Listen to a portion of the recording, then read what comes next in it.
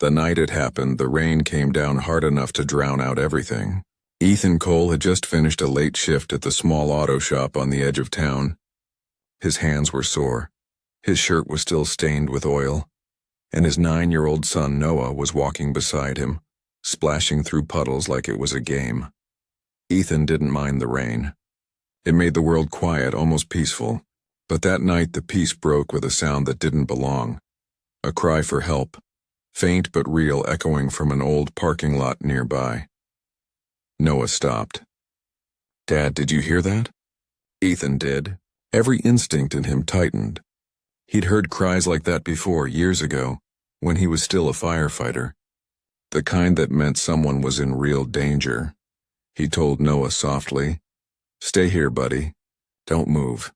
Then he ran toward the sound. Under the flickering streetlight, 2 men had cornered a young woman. One had her by the arm. The other was reaching for her purse. She was terrified, crying for them to let her go. Ethan didn't think. He just moved. He had nothing but the wrench he kept in his jacket pocket, a habit from work.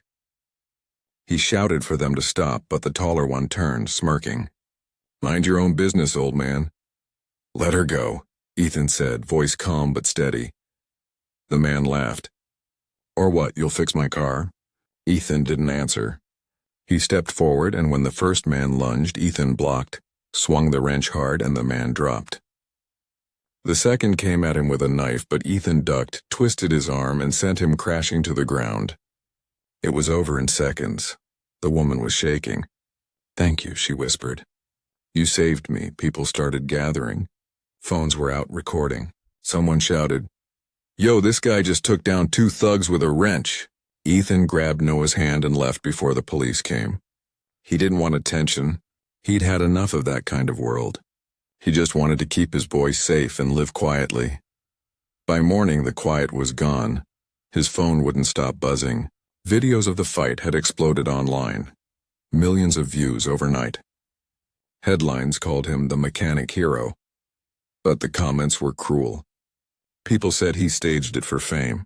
Others mocked his clothes, his job, his life. "Wannabe action hero," one comment read. Probably set the whole thing up. Ethan turned the phone off. He felt sick.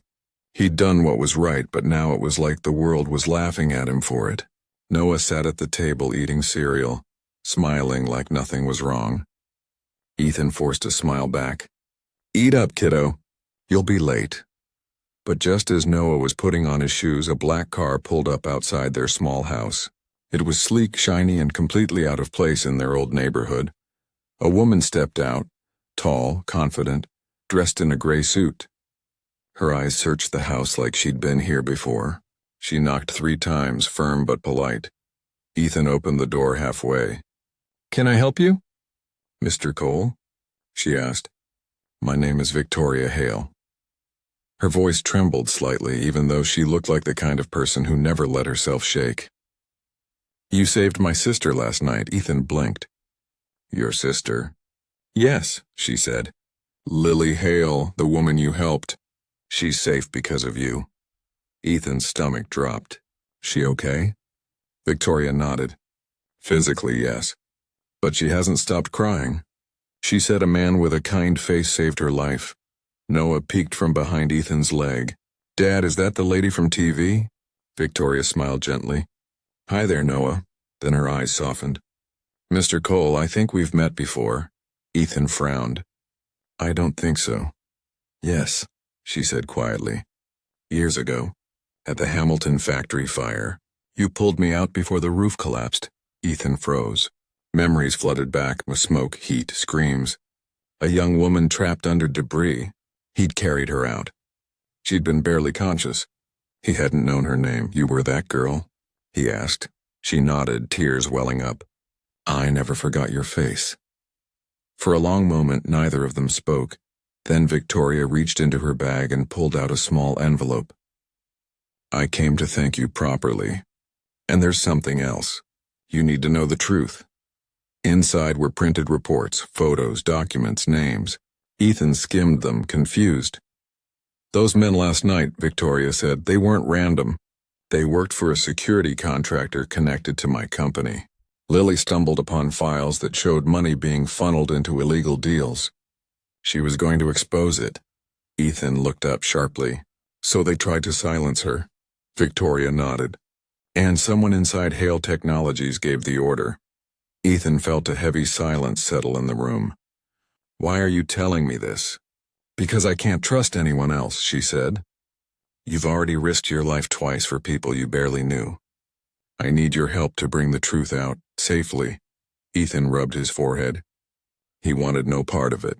I'm a mechanic now. I've got a son. I don't do this kind of thing anymore. Victoria's eyes filled with sympathy. I understand, but if we stay quiet, they'll come after Lily again, maybe even after you.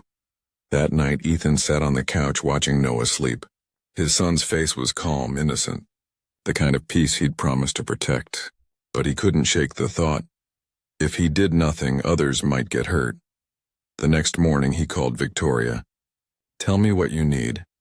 Together, they gathered proof. Emails, call logs, security footage. It was risky, and for a few days, Ethan barely slept. He moved carefully, always watching the street for strange cars. But he didn't stop. He couldn't. One night, Victoria called. I've got it, she said, her voice shaking. Enough to expose them. Ethan drove to her office. It was raining again. Like the night it all started. When he arrived, she was sitting at her desk, pale but determined. You sure you want to do this? He asked. I'm sure, she said. You taught me something, Ethan. Doing the right thing isn't always easy. But it's always right. The next morning, the news broke.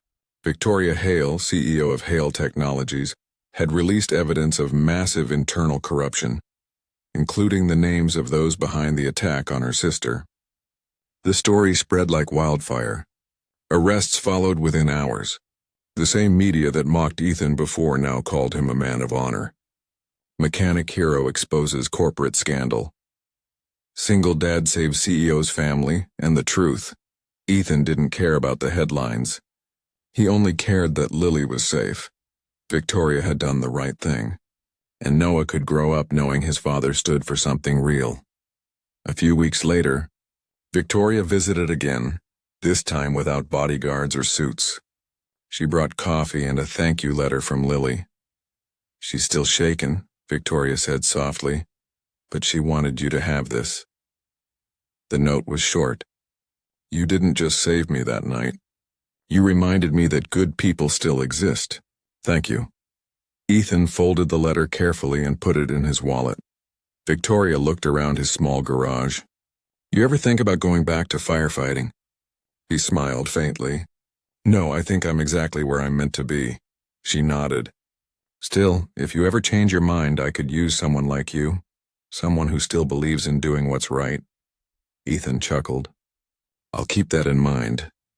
After she left, Noah came running in, holding a drawing. Look, Dad, it's you and me. You're fixing a car and I'm helping. Ethan took the picture and smiled. That's a pretty good team, huh? The best, Noah said proudly. Later that night, as they sat together on the couch, Noah asked, Dad, are you a hero? Ethan thought about it for a moment. I don't know, buddy. I just try to help when I can. Noah leaned against him. Mom would be proud of you. Ethan's chest tightened. He put an arm around his son. I hope so. Outside, the rain had stopped. The world was quiet again, but this time, it felt peaceful for real. Ethan looked at the sky and whispered, We're okay now, Sarah. He'd found what he'd been missing all those years. Not fame, not recognition, but peace. And sometimes, that's the greatest kind of hero there is.